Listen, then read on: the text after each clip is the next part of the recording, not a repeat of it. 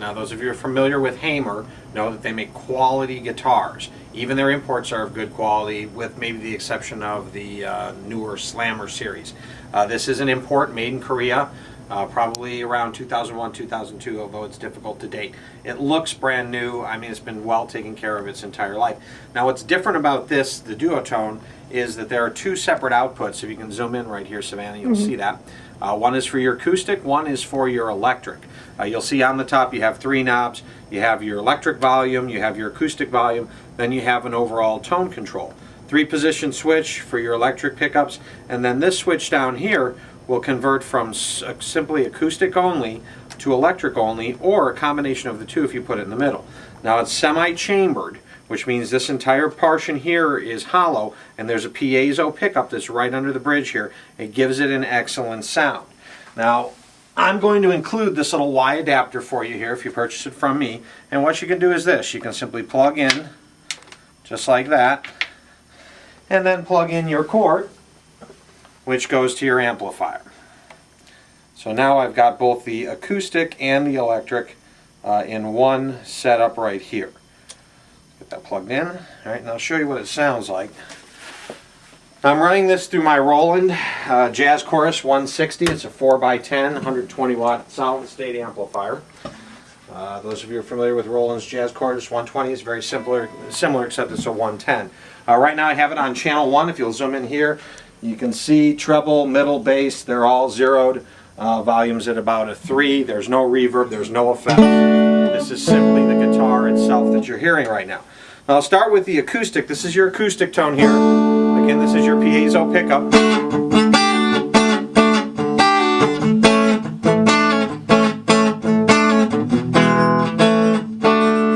It's got a real nice acoustic sound to it. Alright, so I'll start with my acoustic here.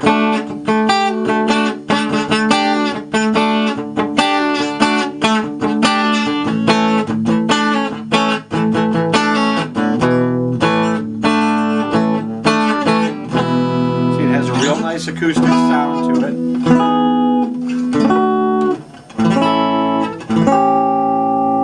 Okay, and of course I have a tone control on here so I can alter that just slightly. But anyway, I'll switch over to my electric. Now this is my front pickup right here, my neck pickup. Here's my bridge. You can see here they're Duncan Design pickups, Seymour Duncan Design. They sound great. Now here's where it gets really interesting. Although I can plug both of these in, and I can put that in here too now. We'll add a little chorus and reverb to it. Give it a nice sound. I can go from my acoustic to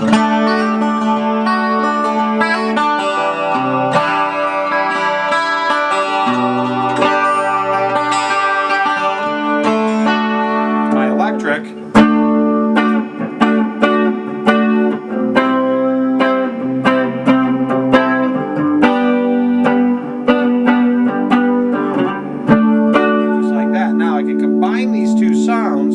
By putting this selector switch in the middle. So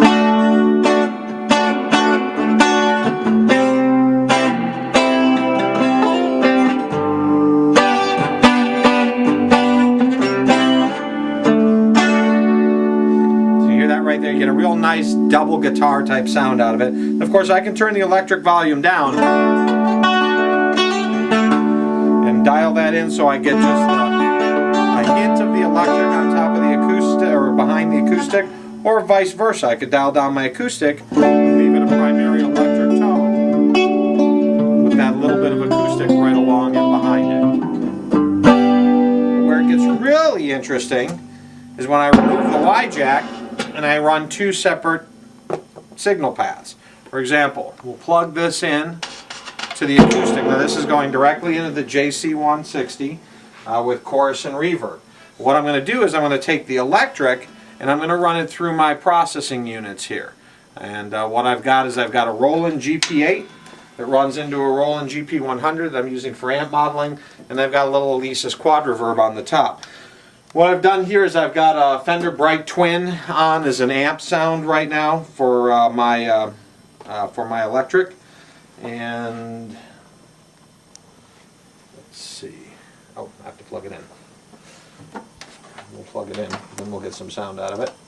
There we go.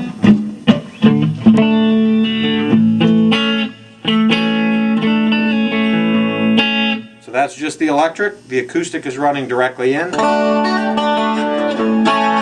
I combine them,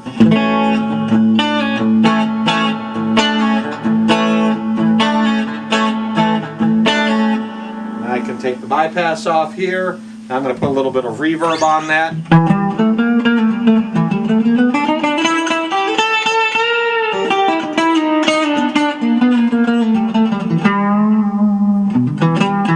You notice that's just on the electric.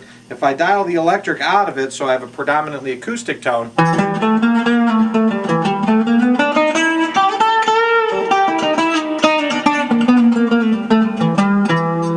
versus bringing it back in. Okay, now, it's a little easier to hear that if I actually switch and add a little bit of distortion to that lead channel.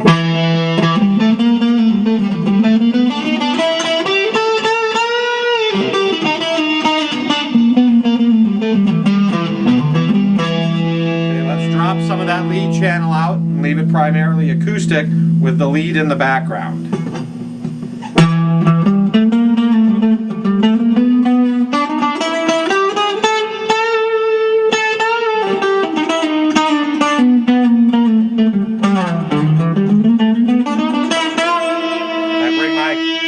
Back in,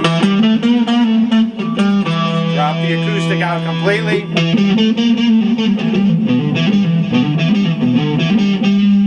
bring it all back to acoustic.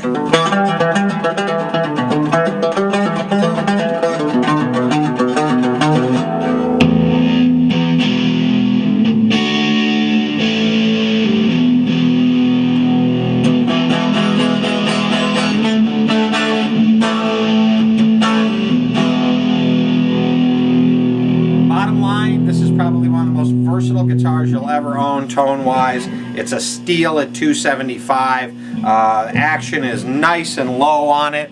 Frets are leveled, they're dressed. Strings are in good shape.